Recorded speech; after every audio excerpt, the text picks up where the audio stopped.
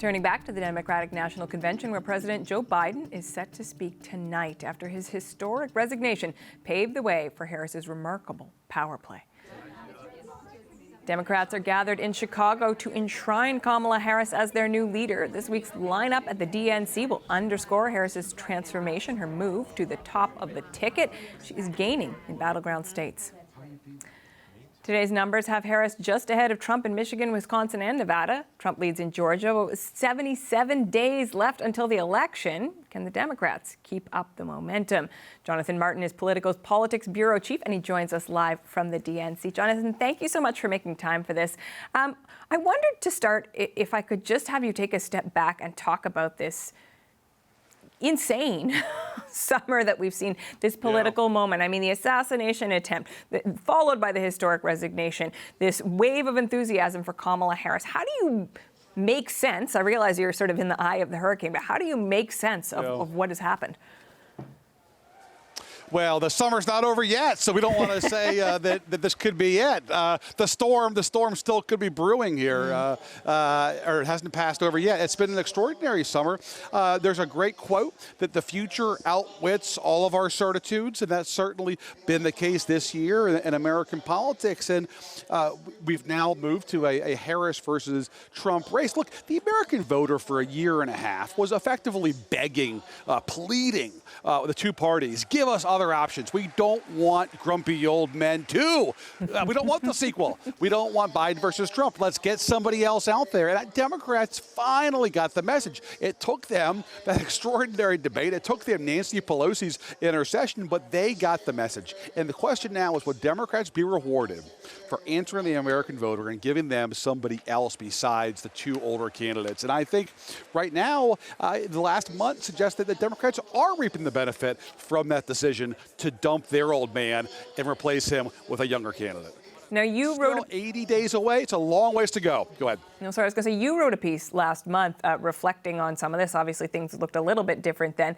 But you talked about some of the enthusiasm. You said in your piece, though, gender will inevitably be a part of the campaign. And even some otherwise elated Democrats are skeptical the country's first female president will be a Californian liberal of Jamaican and Indian descent. Some time has passed. Yeah. We just talked about the poll numbers coming up. What do you think about... I mean, I don't want to talk about those things as challenges. They're part of somebody's identity, but the idea that whether or not both. Americans are ready to... Both. Yeah.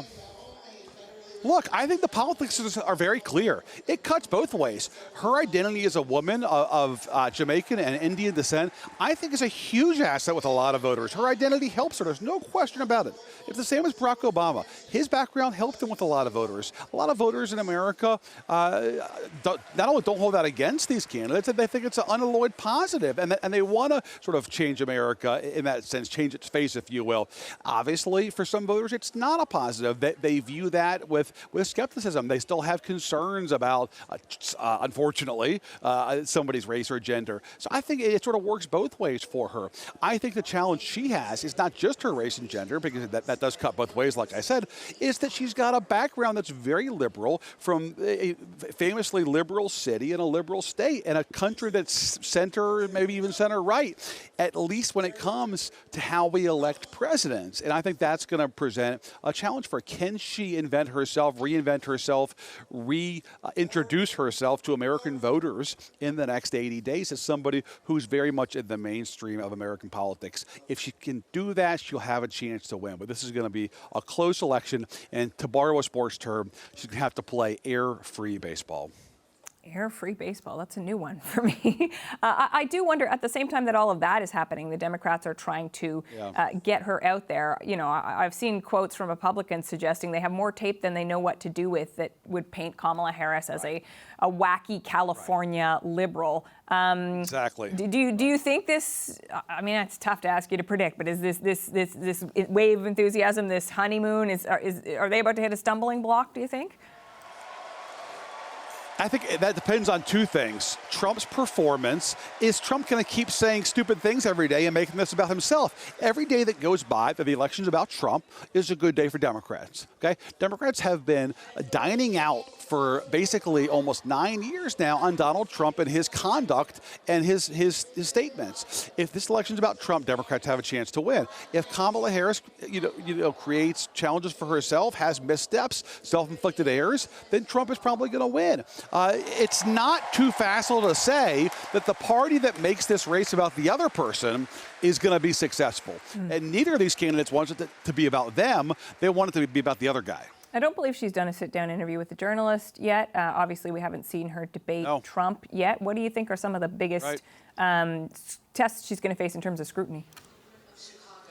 Well, that was a mistake, I think. I think she and Tim Walz should have done interviews immediately when they launched their countrywide fly around. They should have done at least some sort of local TV interviews, gotten that out of the way, because now she's raised the stakes for whatever her eventual first interview is going to be. And I think she didn't have to do that, and that was a mistake. Look, I think that first interview is going to be a test. I think the debate on September 10th is going to be a test. And then obviously if there's a second debate, that'll be a test as well. But look, she obviously is benefiting from Trump's inability to refocus on her as an opponent. Trump is still grumbling nearly a month later that Biden isn't his opponent. If Trump can't get over that, he's going to hand Democrats a victory. What will you be watching for when Joe Biden speaks? Are there any notes of bitterness, or is he going to be totally a team player and make this about Kamala Harris and why the country should elect her instead of what happened this summer to him? That's going to be the mark of a successful speech for Joe Biden. Does he make this case for Kamala Harris and the importance of her election in November, and not about him and why he was wronged, or even about his legacy and his accomplishments? It has to be about her and why she's a great candidate for America. Appreciate getting your take on all of this in the midst of some boisterous circumstances. Thank you very much. Thanks so much for having me. Appreciate it. It's always interesting here in America. The states keep it lively. Thank you, Jonathan Martin, Politico's Politics Bureau. Thank you. Thank you.